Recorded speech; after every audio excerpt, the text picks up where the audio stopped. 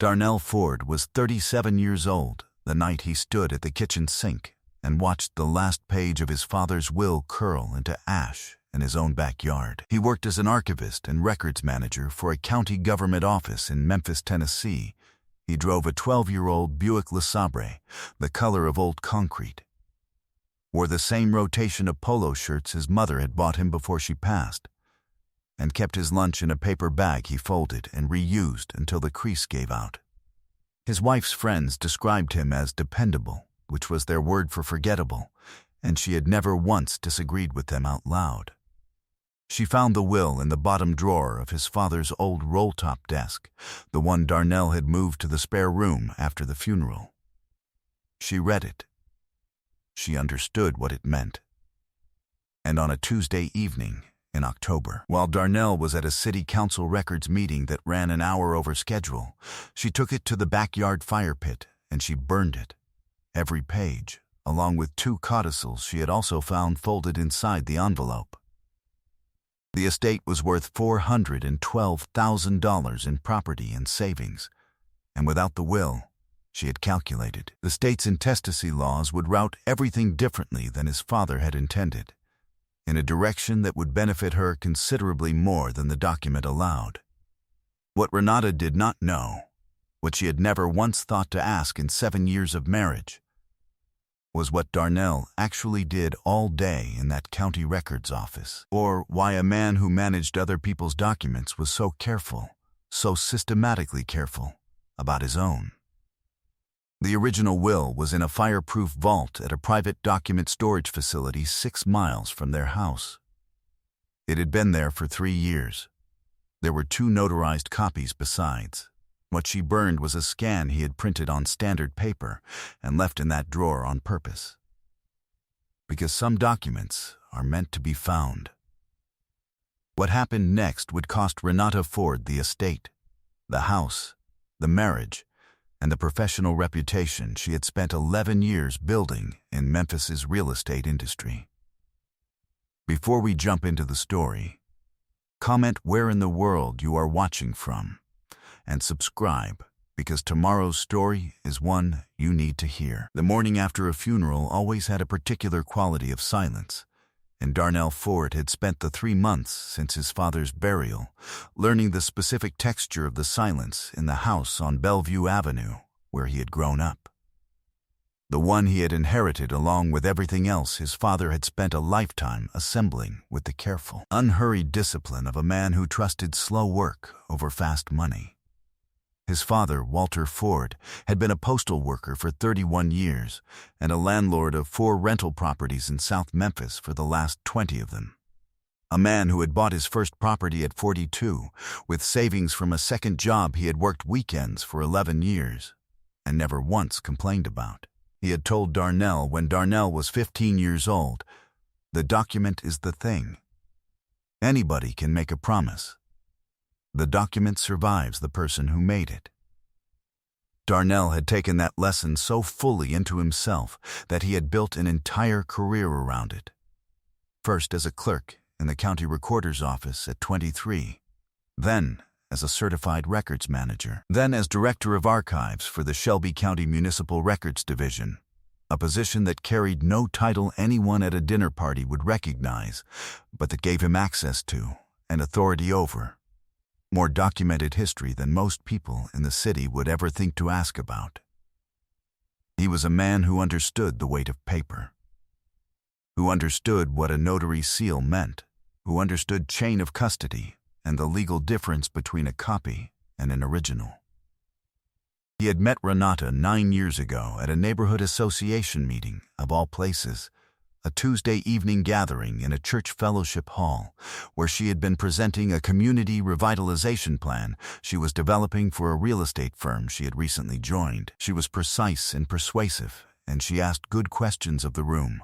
And afterward she had asked Darnell a question about zoning variance records that showed she had done her research. And he had found himself talking to her for 40 minutes, while the folding chairs were being stacked around them. They had married 2 years later in a small ceremony his father had attended in a new suit that still had the fold lines in the sleeves. Walter Ford had liked Renata in the early years. He had told Darnell so. But in the last 18 months of his life, after his diagnosis, something in Walter's manner around her had become measured in a way that was new, careful. The way a man becomes careful when he has stopped trusting what he sees on the surface. Darnell had noticed it. He had not said anything, because his father was dying and there were more important things to tend to, and because he trusted his father to tell him what he needed to know when the time came. His father had told him, just not the way either of them had expected. Walter Ford had called Darnell to his bedside 6 weeks before he died and told him about the will clearly and in full. The property on Bellevue Avenue was to go to Darnell outright, as was the savings account, totaling $412,000 across all instruments. The 4 rental properties were to be divided, 2 to Darnell, 1 to Walter's surviving sister in Knoxville, 1 to a church he had attended for 40 years. Walter had looked at Darnell with the steady private expression he used when he wanted something understood without ornamentation. He said, "Make sure the paper is where it needs to be, son. You know what I mean." Darnell had understood exactly. He had placed the original will, executed and witnessed and notarized at a Memphis estate attorney's office, into the fireproof document vault at Shelby County Private Storage, the same week his father signed it. He had made 2 additional notarized copies through the attorney's office, and filed 1 with the probate court clerk under a standard pre-registration provision that most people did not know existed. The 3rd copy he kept in his own office at the County Records Division, in a locked lateral file. The document he had left in the roll-top desk was a photocopy. He had printed it himself, on plain paper, without seals or notary stamps, folded it into the original envelope, and placed it in the drawer he knew Renata searched when she thought he was not paying attention. He had done this 4 months before his father died, because his father's careful eyes had told him something, and because a records manager who had spent 14 years watching people underestimate the importance of documentation knew that the most useful document was sometimes the one you let someone else find. He was watching from the kitchen window the night she burned it, at 8:43 on a Tuesday in October, through the gap between the window frame and the curtain she had not thought to check. He watched her carry the envelope to the fire pit. He watched her use a long match to light the corner of it. He watched her stand there, arms folded, until the paper was fully consumed. His face remained perfectly calm. He turned from the window and went to the living room and sat in the chair that had been his father's chair, and remained there for a long time without turning on a lamp. The room got dark around him. He was not thinking about anger. He was thinking about sequence. The order of operations. The way a building does not go up at random, but in a specific, non-negotiable order. Foundation first, then frame, then everything else, and how the sequence matters as much as the materials. She had made her move. She was now 3 moves behind. He had taken his lunch to a park bench the following Wednesday and sat with a yellow legal pad and written out what he knew and what he could prove and what the legal picture looked like from where he stood. Then he had folded the legal pad, put it in his bag, and called an estate attorney named Howard Prentice, a man his father had actually used, which meant his father had trusted him, which was sufficient recommendation. Howard Prentice had an office on Union Avenue and the particular stillness of a man who had been practicing probate law for 30 years and had seen every variation of human behavior in the vicinity of inheritance. He listened to Darnell without interrupting, and then he leaned back in his chair and said, "You have the original in secure storage." Darnell said, "I have the original, 2 notarized copies, and a pre-registration on file with the probate court clerk." Howard said, "The pre-registration alone makes destruction of a copy legally irrelevant." There is nothing for her action to accomplish. The court has the document of record. Darnell said, I know. Howard looked at him for a moment. He said, Then what are you here for? Darnell said, I want to understand everything she's exposed herself to. All of it. Howard understood. He opened a fresh legal pad of his own. What Howard explained over the next hour was this. The deliberate destruction of an estate document, when done with intent to alter the distribution of assets, constituted fraud against the estate under Tennessee law. It did not matter that the document she had burned was a copy. What mattered was the intent. The act itself was the evidence of intent, combined with documentation of her access to the original envelope and a witness account of the destruction. The fraud exposure was real and documentable. There was also the matter of the house on Bellevue Avenue. Renata had, in the weeks since the funeral, begun contacting contractors for renovation estimates. Howard's paralegal had found 3 email inquiries she had sent, using a personal email account, to a residential renovation firm, describing the property as one she intended to repurpose as a short-term rental. She had not discussed this with Darnell. She had not waited for the estate to close. She had simply begun planning as though the question of ownership was already settled in her favor. The email inquiries, obtained through legal discovery instruments Howard had filed that week, laid out her assumptions in her own words. Some documents spoke for themselves.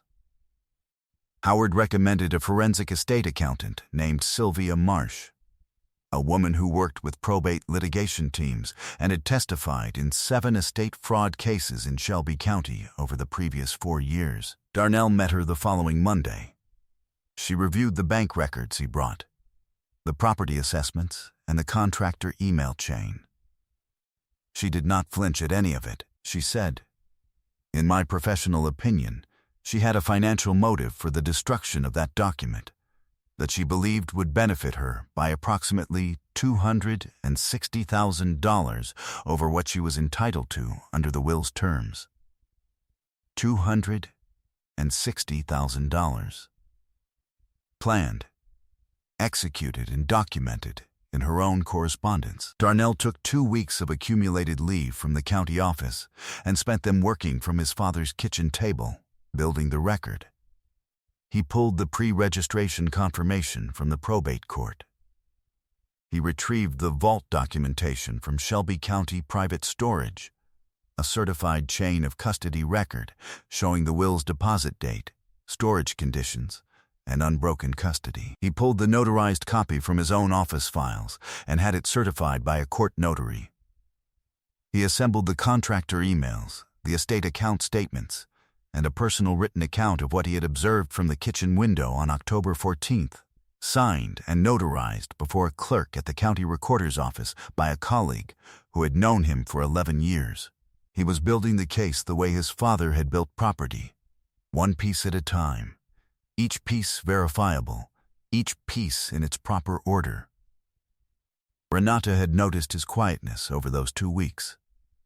She had asked once, gently, if he was doing all right, given everything with his father. He had said he was managing. He had asked about her week. She had told him about a commercial listing she was working on, and he had listened with the same even interest he always brought to her conversations, and she had left the table satisfied. She had no idea. Preparation is the work. Howard Prentice filed the probate submission on a Friday morning, presenting the original will and all supporting documents to the Shelby County Probate Court. The pre-registration ensured the submission was accepted without contest.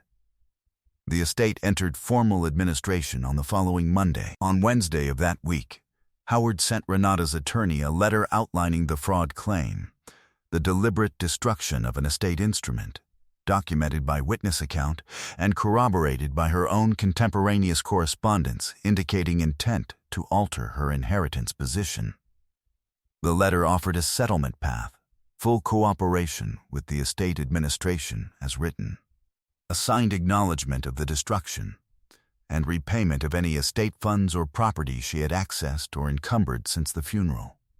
In exchange, the estate would not pursue the fraud claim criminally, only civilly. Her attorney called Howard within 2 hours of receiving the letter. The reckoning did not happen in a courtroom. It happened in a conference room in Howard Prentice's building on a Thursday morning, around a rectangular table that had the kind of solid presence that conference room tables in law offices always seem to have, as if the furniture itself understood the weight of what happened at it. Renata arrived with her attorney, a man named Carl who wore a good suit and the expression of someone who had reviewed the situation and already understood where it was going. Darnell arrived with Howard and with Sylvia Marsh, who carried a presentation binder that she set on the table without opening it until Howard asked her to. Howard laid the documents out with the practiced efficiency of a man who had done this many times. The pre-registration confirmation from the probate court, stamped 3 years prior. The chain of custody record from Shelby County Private Storage, showing the original will's deposit and unbroken custody from the date of deposit to the date of retrieval. The notarized copies, each with its certification record attached. The original will itself, placed flat in the center of the table, every page intact, every notary seal clear and legible. Howard said, "The will is valid. It is the document of record with the Shelby County Probate Court, and the estate will be administered precisely as your father-in-law specified." Renata's eyes moved across the table to the original will and stayed there. Darnell watched her face go through its sequence. He recognized it the way he recognized the specific moment in a document audit when someone understood the full scope of what the record showed. Sylvia opened the presentation binder and placed the contractor email chain on the table beside the will.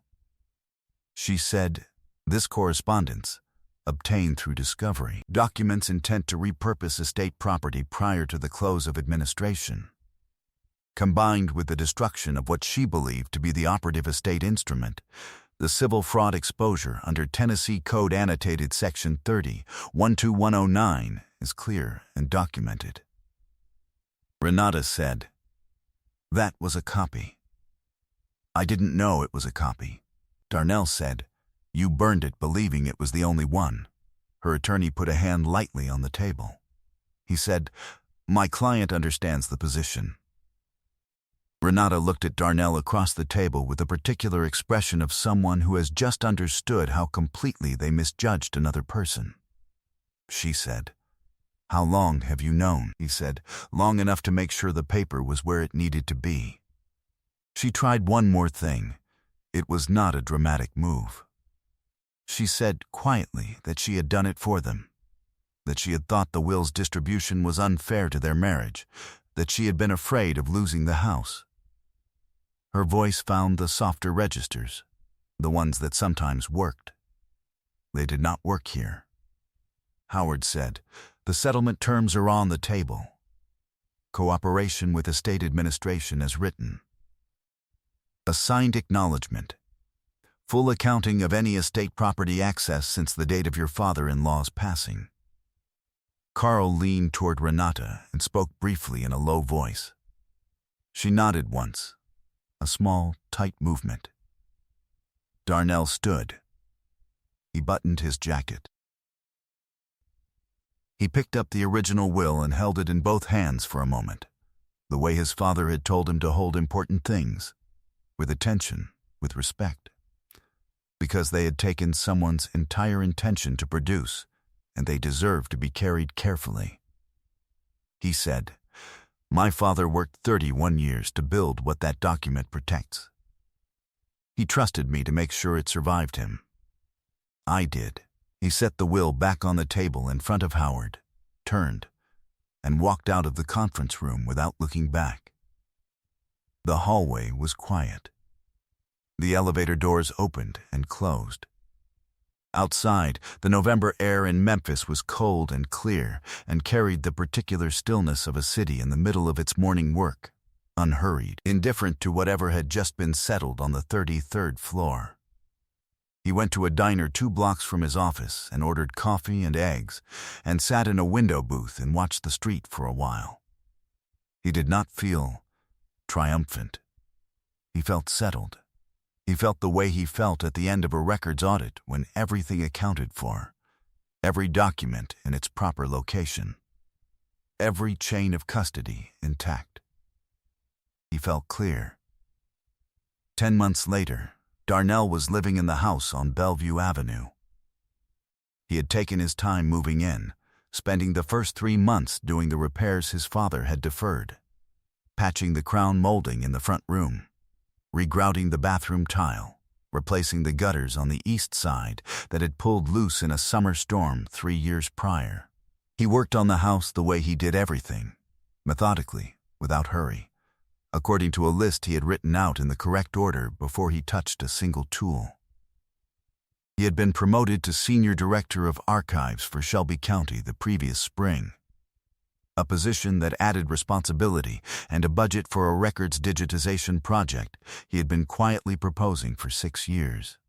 He spent 2 evenings a week at a mentorship program at a local high school, teaching a records and research skills workshop to juniors who were interested in government work. His father's sister in Knoxville had called him after the estate closed to thank him, and they had talked for an hour about Walter, about the properties, about the family history that Darnell was now, by circumstance and temperament, the keeper of. A woman named Adrienne had come into the picture the way things came to men who were not in a hurry, gradually, through a mutual friend, through a coffee that lasted 3 hours and covered topics neither of them had expected to cover. She was a librarian at the public branch on Poplar Avenue, which meant they spoke the same language about documents and preservation and the weight of things that were meant to outlast the people who made them. She had asked about his father's roll-top desk the first time she came to the house, and he had told her the full story, and she had listened to all of it without hurrying him toward the end. The divorce had been finalized without drama. Renata's real estate license had come under review following the probate fraud civil finding, a review that the state licensing board conducted with the thoroughness the situation warranted. Her firm had asked for her resignation before the review concluded. The house she had moved to was smaller, in a subdivision on the other side of the city, and the circle of professional relationships she had cultivated over 11 years in Memphis real estate had contracted sharply and permanently. Someone who had known them both told Darnell about it in passing, over a parking lot conversation that lasted 4 minutes, and Darnell had registered the information without comment and driven home to Bellevue Avenue and the smell of the coffee he had started before he left. He did not think about her often. There was no point in it. The record was complete. The document had survived. On a Sunday morning in the spring, Darnell sat at his father's kitchen table with a coffee and the quiet that had been there since the beginning. The particular silence of a house that had been built slowly and with intention, and that held the weight of everyone who had ever sat still inside it. The morning light came through the east window the same way it must have come through for 30 years. It touched the edge of the roll-top desk in the corner, the one he had moved back from the spare room and refinished over a long weekend in January, and made the wood look the color of something kept and valued and passed down intact.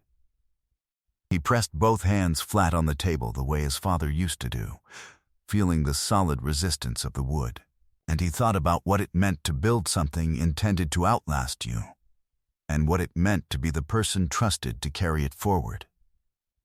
The document is the thing, his father had said. He had been right.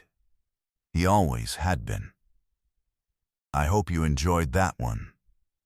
Be sure to like the video and subscribe so you don't miss the next story. I've picked out 2 more for you that I think you'll really like. He had not been a man who talked about his father often, not at work, not at the mentorship sessions, not with Adrienne until she had asked. Grief was a private thing to him the way most important things were private, carried quietly, processed in the specific way of men who had learned that the loudest feelings were not always the deepest ones. Walter Ford had taught his son a great many things in the language of demonstration rather than declaration. He had taught him that honesty was a form of architecture, that if you built your life on documented truth, the people who tried to work around you would always find themselves standing on ground that could not hold them. He had taught him by taking him to every property he owned on the first Saturday of every month to walk the perimeter, check the condition of things, and keep a written record of what was seen and what needed attention. They had done that from the time Darnell was 8 years old until Walter's knees made the walking difficult. And even then, Walter had gone with a cane and kept the notebook. Darnell still had every one of those notebooks.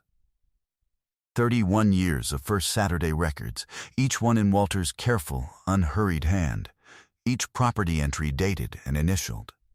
Small notations about loose gutters and paint condition, and the oak tree on the Valentine Street lot that had been growing toward the power line since 2004. He had found them in a box in the hall closet after the funeral, tied together with kitchen twine, which was such a precise and Walter Ford thing to do that Darnell had sat down on the floor of the hallway and held them for a long time. Those notebooks were now in the fireproof vault alongside the original will. They would stay there as long as Darnell lived, and when the time came, he would make arrangements to ensure they outlasted him too, because a document was only as good as the care taken to preserve it. And Walter had spent 31 years proving that the Saturday morning walk, the written record, the small act of verification repeated faithfully, was how you held a thing together across time. Some men built beautiful things and walked away. The best ones built things that kept standing after they were gone. Adrienne had asked him once, not long after the estate closed, whether he was angry about what Renata had done. He had thought about the question for a moment, the way he thought about anything that deserved a precise answer. He said no, not exactly. He said what he had felt was something closer to clarity, the particular clarity that came when a situation resolved itself into its true shape, without the distortions of hope or assumption. He had seen the situation for what it was, and he had responded to it for what it was. And the outcome had followed from that. Adrienne had said, "Your father raised a records manager in every sense of the word." He had smiled at that for a long time. The document is the thing. It survives the person who made it. And in the right hands, it survives everything else too.